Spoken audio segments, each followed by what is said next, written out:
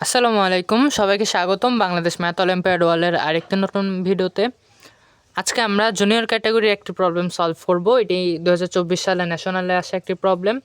সবার আগে তোমরা এটা নিজেরা চেষ্টা করো, পরে না পারলে ভিডিও সলিউশনটা দেখে নিতে পারো। আমরা ডাইরেক্ট প্রবলেমটা সলিউশন করা শুরু করব।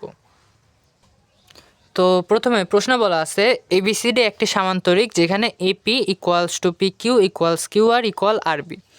ছায়াকৃত অংশের ক্ষেত্রফল 9 বর্গ একক। এবিসিডি চতুর্ভুজের ক্ষেত্রফল কত? তো আমাদেরকে বলছে এখানে এবিসিডি এটা একটা সামান্তরিক, আর এখানে এপিডি এটার ক্ষেত্রফলটা বলছে 9 বর্গ একক। আমাদের পিবিসিডি এই চতুর্ভুজটার ক্ষেত্রফল বের করতে বলছে।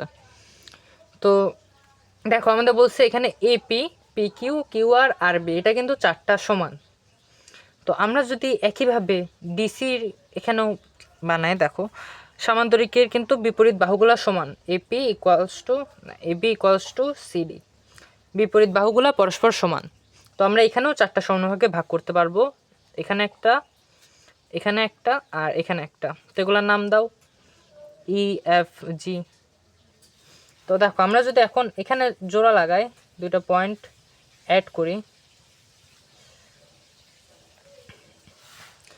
তো দেখো এখানে কিন্তু আমরা এই দুইটা পয়েন্ট যদি আবার জোড়া লাগাই, এটার সাথে এটা, এটার সাথে এটা, তো দেখবে যে এই এপিডি আর পিডিই এটার এরিয়াটা কিন্তু সমান হবে। কারণ আমরা জানি যে কোনো সামান্তরিকের একটা কর্ণ কিন্তু তাকে সমান দুইটা এরিয়াতে বিভক্ত করে।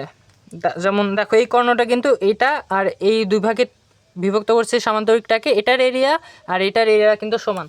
একইভাবে দেখো এই পিইডি এটাও কিন্তু একটা সামান্তরিক, কারণ এটা আর এটা পরস্পর সমান্তরাল আর সমান, এটা আর এটাও সমান আর সমান্তরাল, সেহেতু এটা একটা সামান্তরিক আর এটা একটা কর্ণ, সেহেতু এটার আর এটার ক্ষেত্রফল সমান। তো এটা যদি 9 হয় এটাও 9। আবার একইভাবে দেখো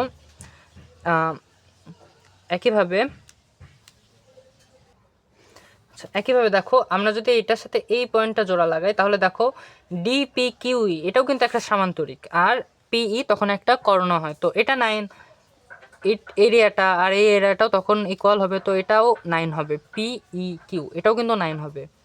আবার একইভাবে দেখো এটা 9 হইলে পি কিউ ইএফ এটাও একটা সামান্তরিক, তো এটা একটা কর্ণ, তখন এটার এরিয়া আর এটার এরিয়া সমান, এটাও 9। আবার একইভাবে এটা 9 হইলে এটাও 9 হবে, কারণ এটাও একটা সামান্তরিক। এটা 9 হইলে এটাও 9, আর এটা 9 হইলে এটাও 9 হবে সামান্তরিক, এটা 9 হইলে এটাও 9 হবে। তো দেখো আমরা কিন্তু সবগুলা ত্রিভুজের এখানে এরিয়া বের করে ফেলছি, ত্রিভুজ এই ত্রিভুজ বের করে ফেলছি। তো আমাদের মোট এরিয়া আছে দেখো কত, এখন 9। সামান্তরিকের মোট এরিয়া এখানে কয়টা 9 আছে? 8টা 9। তো 8 × 9 মোট এরিয়া আসে 72। কিন্তু আমাদেরকে বের করতে বলছে এই পিবিসিডি এটার এরিয়া, মানে এই এপিডি এটা কাউন্টেবল হবে না, বাদ দিতে হবে। তো পিবিসিডি এটার এরিয়া হবে 72 - 9, তো এটা আসবে এটা আসবে 63।